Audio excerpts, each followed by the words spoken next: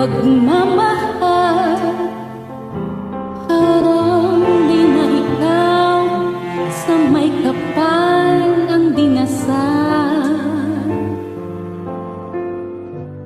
Anong nangyari sa ating dalawa?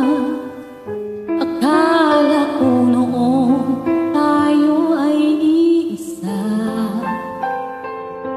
Ako ba ang siyang nakulang kung ikaw ang di lumaban sa pagsubok sa ating pagmamahalan? Anong nangyari sa ating dalawa? Pagmamahal ngayon, bakit naglaho na? Damdamin ay nasasaktan, puso